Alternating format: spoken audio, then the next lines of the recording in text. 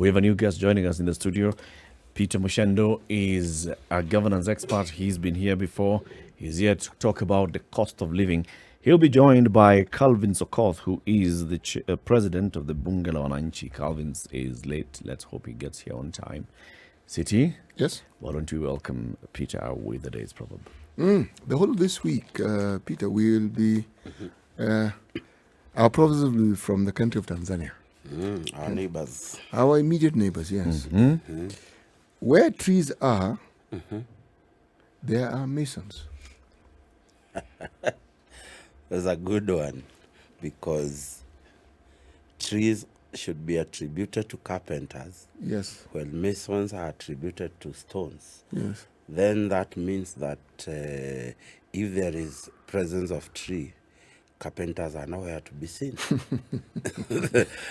And I guess that's a good one, because the proverb actually sees a situation where a carpenter and the trees cannot coexist. And that is a very sad affair and reality of life in Africa today. Because if you want to see it from the environmental perspective, as the proverb direct meaning would be, then we have a problem on how we are dealing with the environment and what is surrounding us. If you want to see it from a government perspective, then you are saying that if you see development happening somewhere, there is likelihood that politicians are not involved. Because today politicians and development have become like an estranged husband and wife. So I think it's a very interesting proverb, and I look forward to learn some more proverbs from Tanzania. From Tanzania. Very interesting. This week will all be about Tanzania. I'm telling you. Okay. Thank you for joining us again, Peter. Most welcome. It's always an honor to be here. I mean, it's the greatest conversation we have every other morning. Indeed. I was talking to my brother-in-law yesterday when I sent him the poster that I'm coming. Apparently, situation room is a very big thing in Nakuru. He works in a farm that sells cars, and apparently they have put some speakers all over the yard, and the situation room is a must reason. So Tuma Salamu, let them know. yes, so my brother Ras and your wife at Nakuru and your workmates, say hi from SpiceFM and Situation Room, and thanks for always tuning. Indeed. Thank you very much, Ras, and your colleagues for always keeping it locked. Yes. Cost of living. The last time we were here, we were talking about the government and its focus. Yes. The focus appeared to have been in all these things. There were political rallies by the opposition. There were political rallies by the government. Has that changed? We are still seeing rallies by the opposition and prayer rallies by the government. And the conversation about the cost of living somehow seems to have taken a back foot. Well, I'll say this, and I say this without fear of contradiction, because this is a fact. I am a villager. Typically, I'm a villager. I live in a village. It's only that I come to town to work. But I am a villager naturally, and I'm not trying to take a title. There's a friend of mine called Robert Few who calls himself a villager. But I'm saying I'm a villager. That tells you every other evening when I'm heading home, I'll probably pop by the town and find my Nduthi guys there, mtu wa kahawa. I'll buy the entire bucket of coffee, and we will sit down and talk with those young men. And I can tell you the conversation in the village has absolutely nothing to do with the conversation at the center stage today. Yeah, they are worlds apart, because the conversation in the village is, how am I going to get a job for my son? How am I going to get a job and feed my young family? How am I going to get capital and start a small business that would earn me something? Now, that is a conversation that is in the village. The conversation in the village does not, the villagers there do not care how many rallies Raila Odinga will do. The villagers there do not care how many back and forth talking speaking or shout to each other by the two sides of the divide are talking about. Their conversation is how to put a daily bread on the table. And I believe, and the opposition is around to speak about anything they feel like, because the opposition are like they are like those people who are not invited to a party, but from where they are they can see what is happening in the party. So they will shout, they will say the food was not cooked well, the people there were not dressed well, the music was not good. They will shout about anything because they are outside looking in. But government does not have the luxury of taking time to answer the opposition.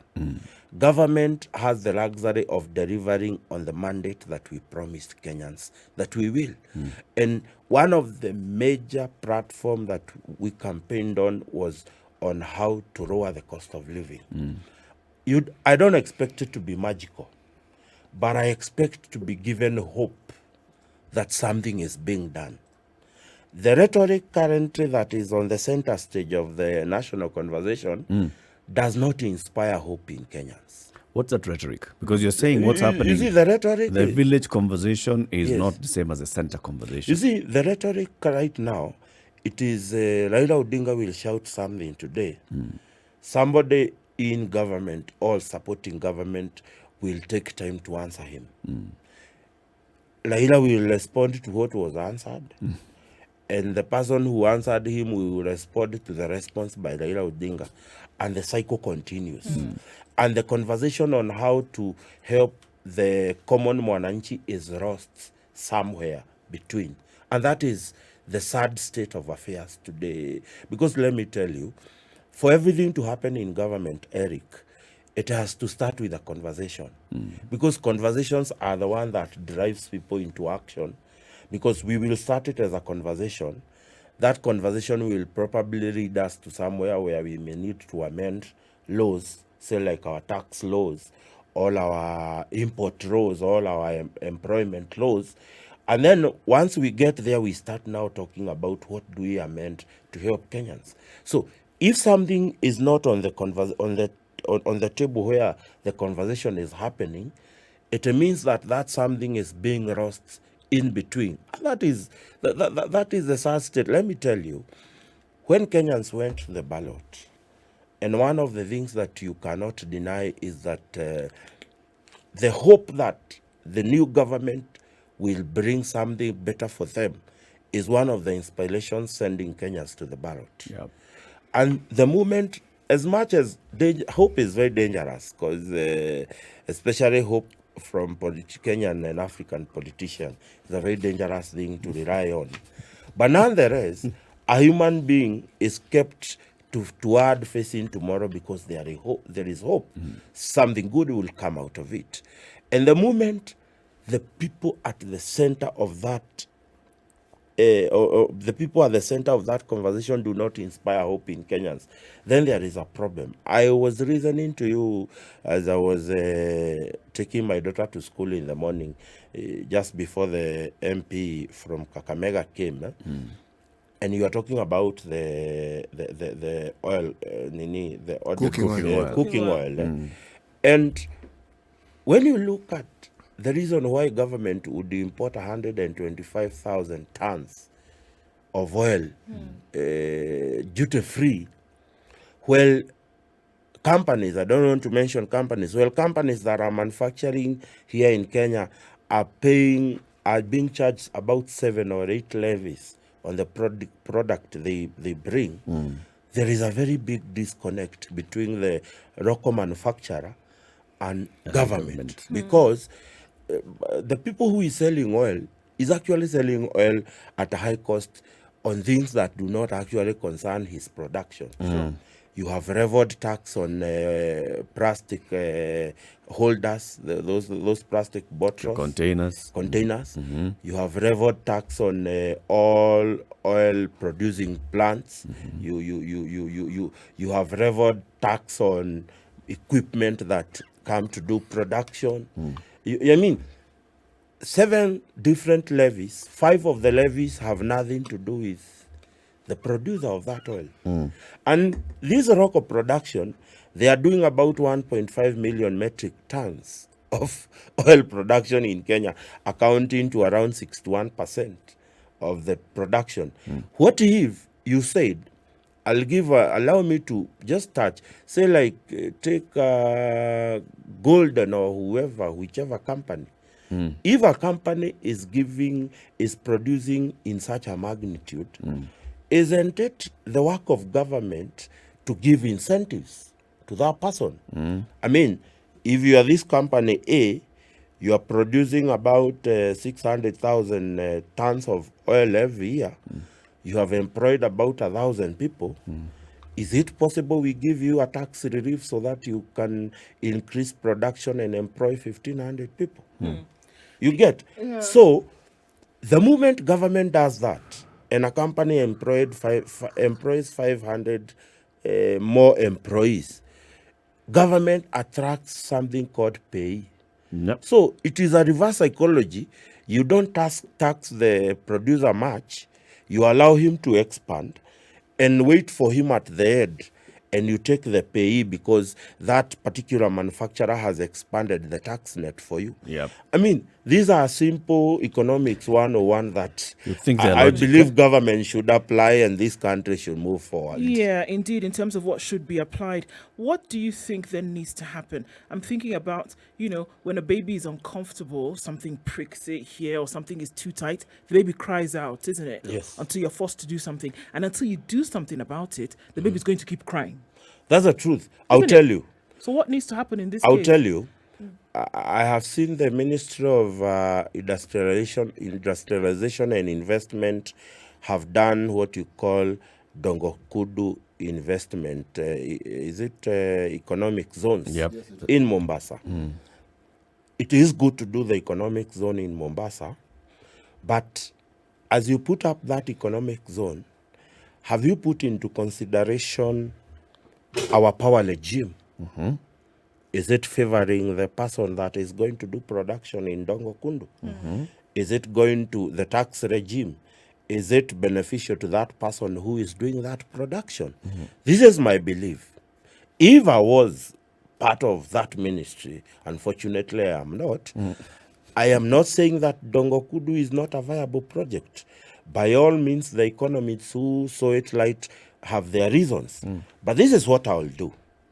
You remember we have now taken back the port activities back to Mombasa, and we have left the Naivasha dry port almost zero Dry. business. But I don't see it that way. I would put a serious economic zone in the next to Naivasha dry port. Why? Because if I do an economic zone in Naivasha dry port, I would eliminate somebody called Ketraco. Ketraco is the government parastatal that does electricity line. I would eliminate somebody called Kenya Power. Know what I'll do? I'll have Kengen, because geothermal is just a few meters away from there. I'll have Kengen sell power directly to manufacturers. It will reduce the cost of energy by almost 48%. And then, when a manufacturer manufactures at Naivasha dry port, he will put his product on the SGR, and the SGR will drop that product in Mombasa. One of the services at Nogokundu, it is go downs for storage. So that means, why would you want to do go downs for purposes of just storage? I mean, put that money in a place where somebody can do production, put his goods on the SGR, and the SGR will definitely deliver it on a vessel to whoever it's being exported to. So I'm just saying, one of the best things that we will do for manufacturing, because let me tell you, if you do not work on manufacturing and investment, taxing Kenyans is not going to bring this economy back on its feet. Peter, I understand what you're saying. Yes. I'm saying today, Yes. I mean, and for sure, I also am with you there. Yes. There's no route towards being able to work in surplus, which is what you need for development. Yes. unless you manufacture unless you make your own. If you continue to buy from somebody else, you always continue to be in a depressed state. That's for sure. People who've been able to make it, we see make it, use that, define that however you wish. Yes. But more often than not, their industries are thriving. They are Yes. manufacturing, they're making their own and exporting. Yes. However, today, Monday, the 20th of February, cooking oil is this much, unga is this much. People don't have, we've been the last 1 week, we've been talking about how people cannot afford school fees. That's the depressed state of the nation today. That is the picture of the economy today. On one hand, there have been what Eric has been calling concerts. And people have been coming together and saying, okay, look, we've got to cry out about the situation until something be done about it. Should that be it? Should the people of the country say, look, this is enough, we cannot, you must do something about it, or we will stop doing 1, 2, 3? I think... Is this the stuff that revolutions are made of? I think you don't expect it to be magical that today we are in this situation, tomorrow we come out of it. But what we are saying is there must be seen actions that are promising tomorrow is going to be better, that even if we struggle today and tomorrow, the day after tomorrow, things are going to be better. Let me give you an example. Like right now, there is rumors, because it's not confirmed by the Ministry of Industrialization, that that 126,000 tons of oil has been exempted from all duties and levies. That translates to that the minister has the power to exempt levies and taxes on companies. Today, you have seen a company by the name of Oil closing down because of being blessed with $1. Are we looking at the possibilities of helping those companies build up and come up again and give them tax holidays? If today you type on that computer or that phone you type something called Uganda Investment Authority. Here, our neighbor here, they have developed what we call economic zones, not just creating land, like the way the other day in Kenya during the previous government, we came and we allocated nations dry shells of land next to the Naivasha dry port and told them we want them to build economic zones. If you go to Uganda, they are building economic zones. They have set aside land, they have built go down, they have brought power there. If Ratif wants to go and do light industry, like you want to be making flash doors, for instance, you just need to come with your raw materials, your equipment, and your employees. Warehouses are set, power is put. It is not the responsibility of an investor to come and do line up at Kenya Power every other day applying for electricity. Government ought to How many of those economic zones, that if today Eric wants to produce, I will just come and lease, because you are going there, they are giving you a lease of up to 30 years. But now, an investor in Kenya will come and do his own feasibility study, will come and develop his business scenario, will start the process of certification. He will waste about 2.5 to 3 years doing things that government can do. That's the whole thing. And have you ever looked at how our fruits are doing in the Amazon online business? We are selling some of the best fruits. But for a producer of fruit in this country is a nightmare. That if today, if you want to wake up tomorrow and start exporting orange, you will have to get 15 different certifications. And they are not based under the same umbrella before you can export one orange from here to the other country. So what is happening, Latif, is that one of the major things that government needs to relax immediately, that does not require parliament or anybody, it is don't overregulate the industry. If you overregulate the industry, because can you tell me, is it the government overregulating the industry, or is it the market? No. It's the government, because we are the people. It's the government that is setting up these laws. Because I'm asking, if I need to get certification for me to do a business, I don't even have a problem doing 15 certification. But I will have a problem if I have to knock on every door, $15. The cost of the certification. Yes. And So, but if I can come to One my stop. brother here and apply and take my licenses on the other end, I don't have a problem. But I am paying for this certification. I have spent 4 months getting it. I cannot get certification number 2 without certification number 1. I go to number 2. I cannot get number 3 without number 1 and 2. Until number 15, before number 15 gives you certification, he will have to see the 14 other certifications. That is the tedious way of doing business that is making this country become so. So, to answer her question is, we have developers who want to come and develop in Kenya. It is not a secret. We have Saudi people from Saudi who want to come and invest. The wealth of Saudi Arabian people, where savings of the government, the people of Saudi Arabia are put, they would want to come and invest here. You have people like from Netherlands, they have some of the best water technologies they want to come and put here. But the regulations that we have put, can you tell me who in his right mind decided that if somebody comes from Belgium, he has to cede 30% of ownership to a Kenyan? For what? He is not that Kenyan you are being told to give 30% ownership for your company to be legitimate here. Is not a carrier of your vision. He's not a carrier of your dream. He will probably be what we call briefcase cartels that are frustrating Kenyans here. And I think for me, if I want to start a business in Rwanda or in Malawi or probably somewhere in Gambia or wherever, I just need to have the right papers. Nobody is going to tell me to partner with any Gambian. I will work with anyone that I think is resonating with what I'm doing. But here, the moment you run in the country, be thinking who to give you a 30%. I mean, do you know what is 30% in a company? For It's a lot. instance, it's a lot of money. But we're not the only country, exactly Peter, a that big does shareholding. this. It's a very big shareholding. We're not the only country that It's does a big, this. and then What is the logic behind it? I mean, what is the thinking behind it? We're not the only one. I don't know that those countries, that right, amendment was no, but ours is very punitive.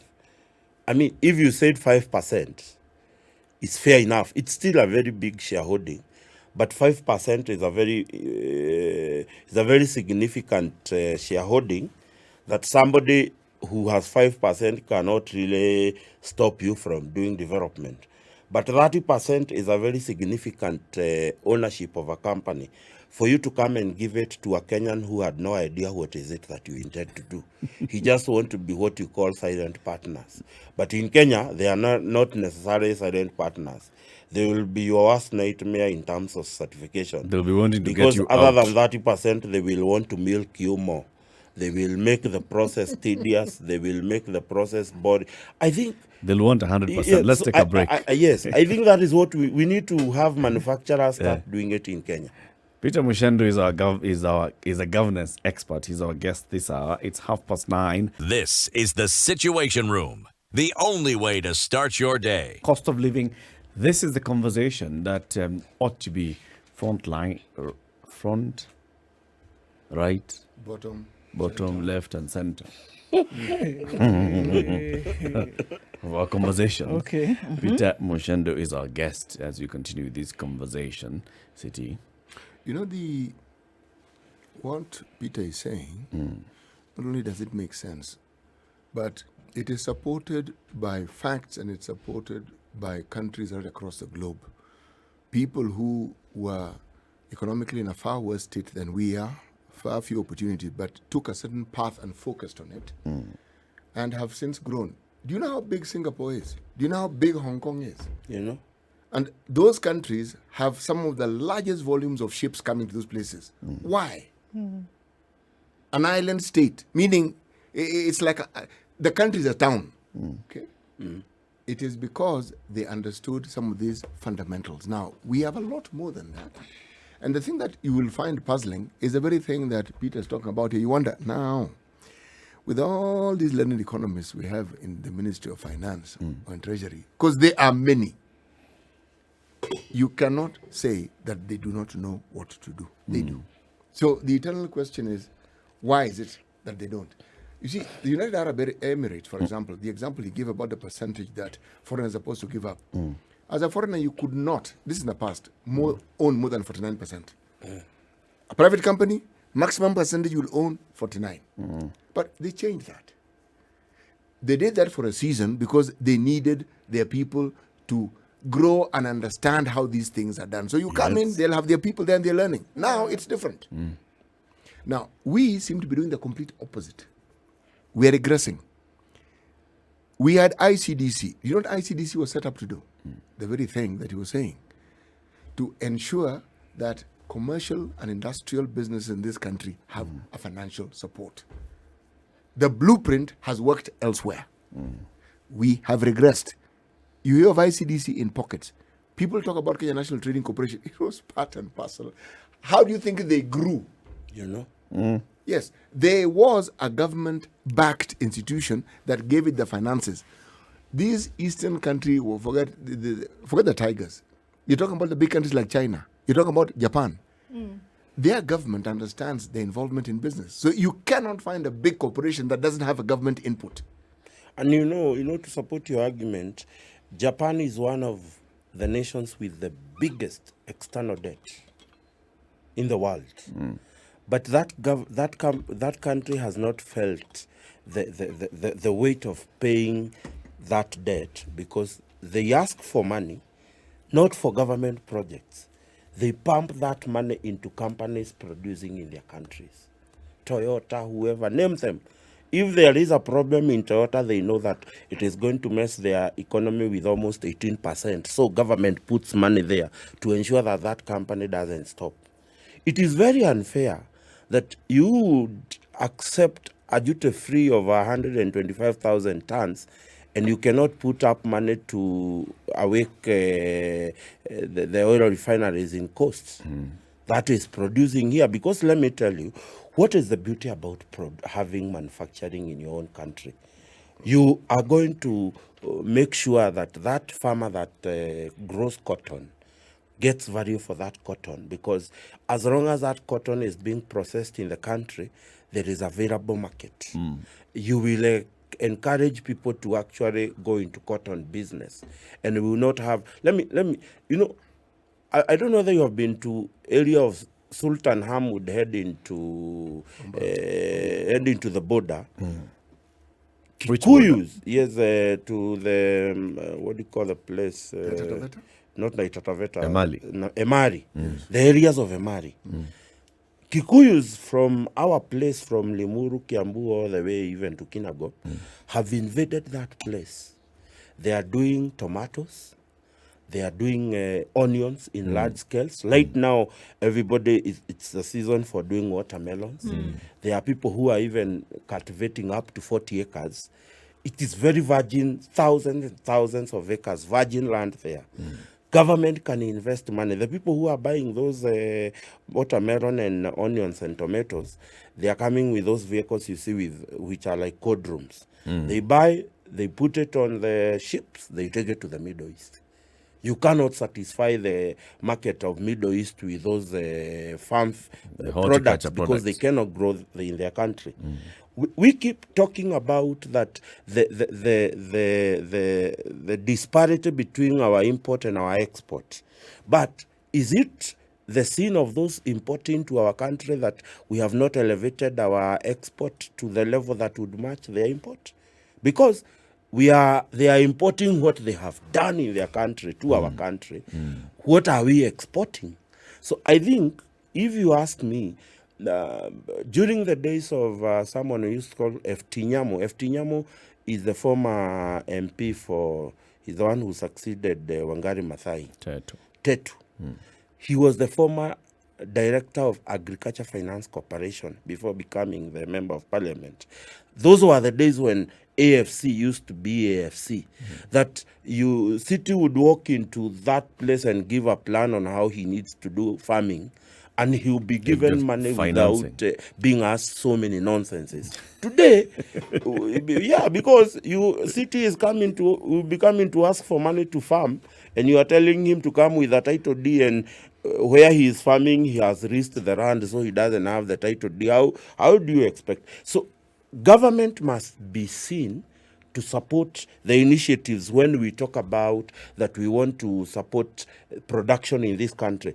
We have said that life is very difficult and Kenyans need to put food on the table. How are we going to make sure? The only way we will make sure Kenyans put food on the table, it is when we get them to do something.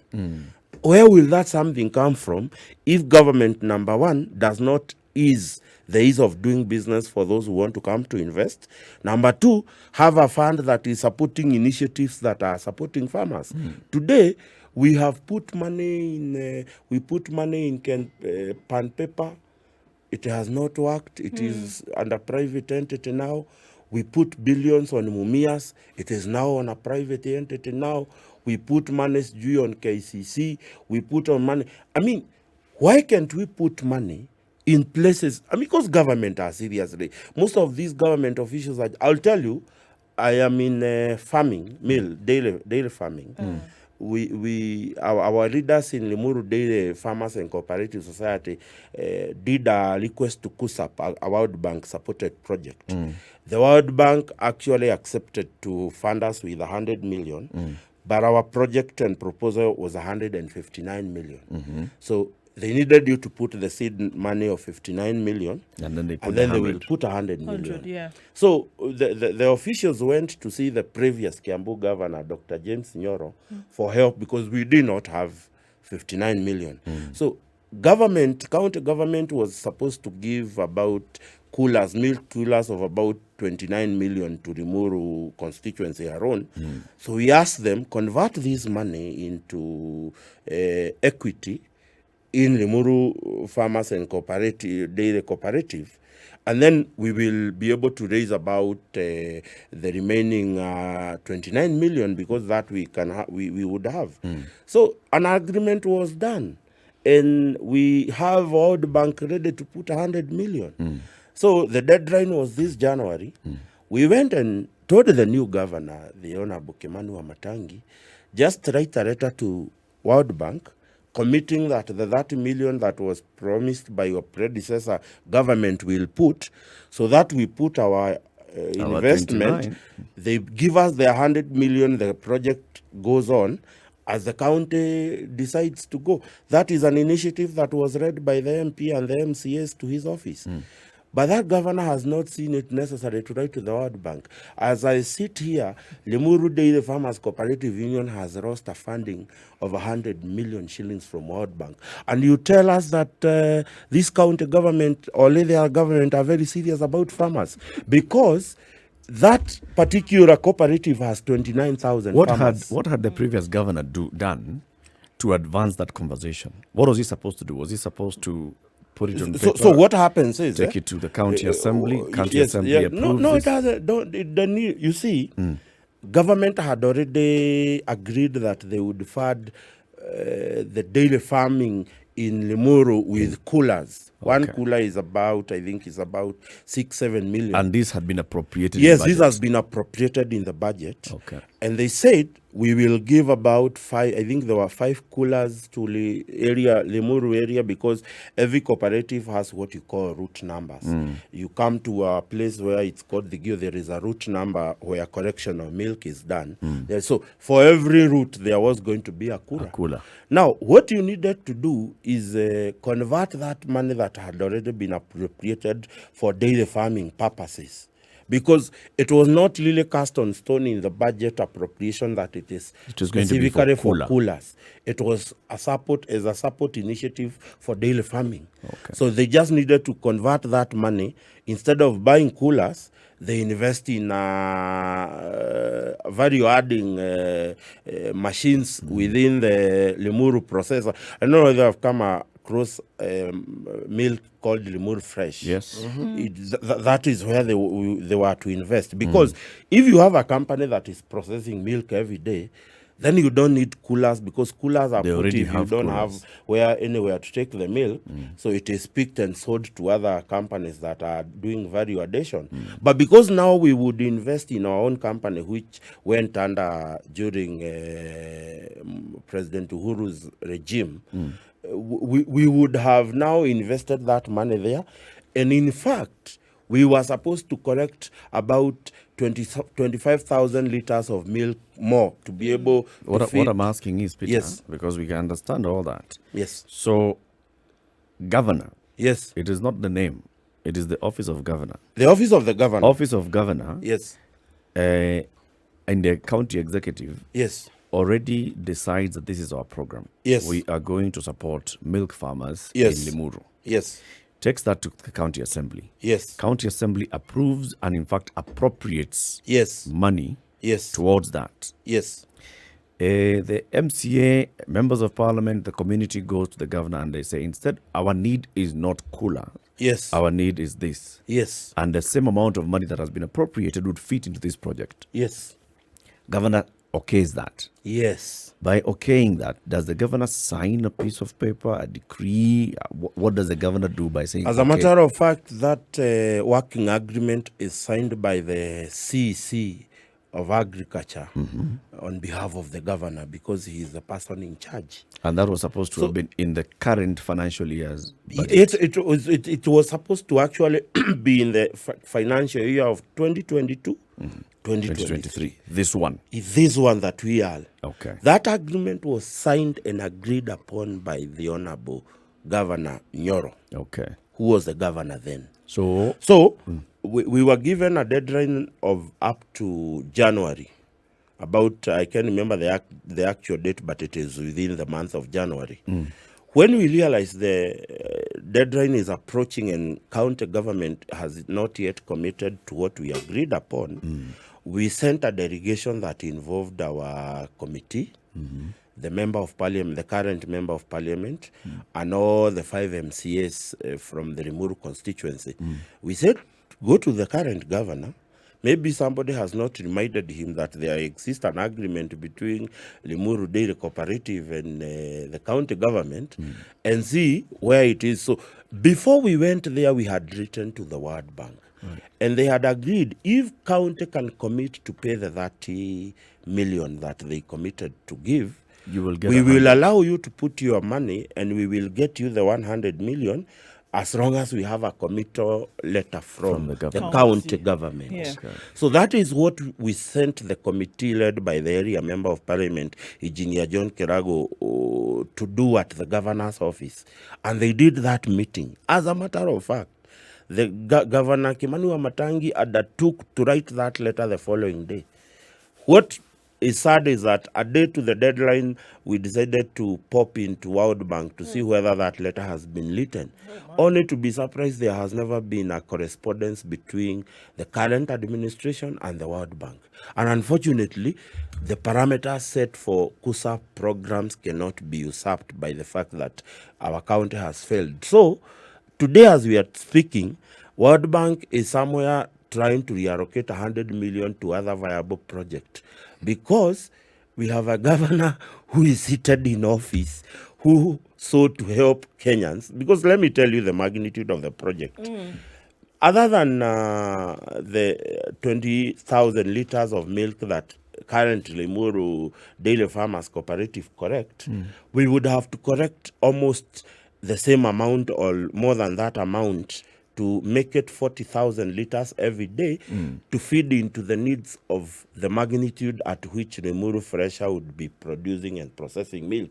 So that meant that we would create stations outside Limuru. In Kabete. So you would have bought milk from in areas Kabete, outside. we had already started working on it in Kabete, in Limuru, in Gatondo North and Gatondo South, because it is easier to correct correct milk from Gatondo North and South and connect the rurally and come to Limuru, or that area where farming is rapidly, because we were not touching the area of Githongori because they already have Githongori Fresher, which is uptaking all their milk.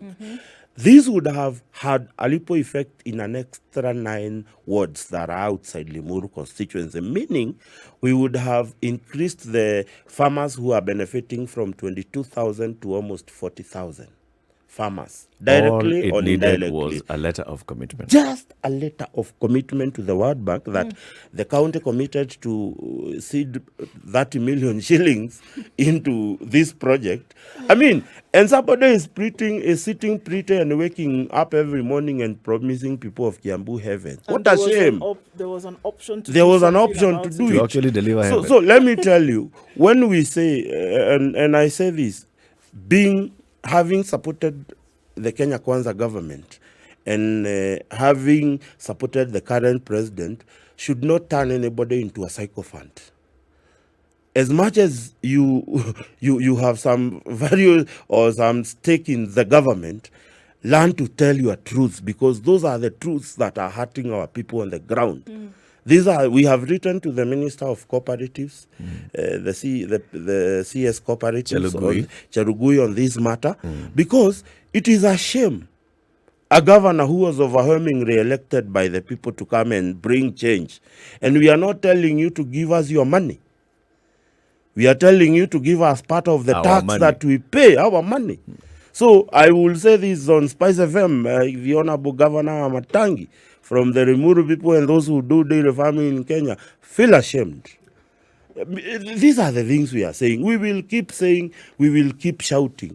I mean, there are people who would expect that when you come to this show, because you are seen to be inclined to a certain side, you will come and sing a song of what they call a lap dance.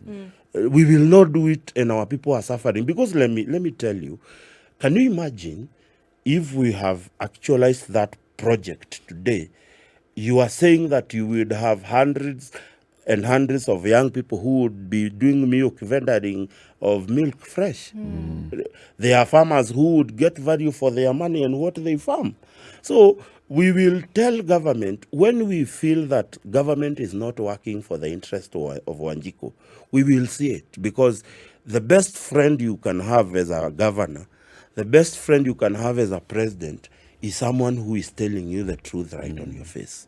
And I'll tell you right now, the conversation that is happening both nationally and county-wise is not inspiring hope.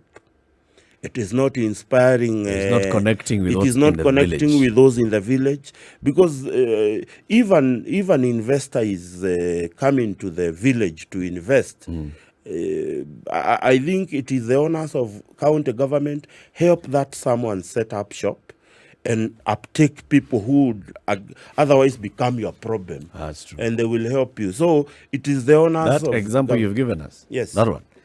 Yeah. We will look for. And I will even Kimango send Matangi. you. Before I leave Give us studio, I all will the- send you the letter documentation that we behind did this. to the county, the communications we did with the county government. Yes. Because some of us are very allergic to hearsays. We only want to speak about facts. Oh yes. We want all the information, Yes. so that then when we invite the county government of Kiambu, Yes. when we invite your senator Yes. and your member of parliament, Yes. and your MCAs, those are the questions. I think we'll be you asking. can, because the senator, the women lab, the governor never showed up. But because we have already started production in small way, we had invited all of them. The senator came, the women lab came, the governor did not come. They know the project. the project we are Peter talking Muchedu. about. Yes. Thank you very much for joining us. Somebody's asking, what's your Twitter handle? Governor Muchedu. Now, governor is Governor Muchedu. Yes. Okay. Aspiration. Yes, GAVNA or No, governor? no, the Full entire governor, Okay. Nini Dash Muchedu. All right. Yes. Peter Muchedu is a governance expert. He's been our guest this morning.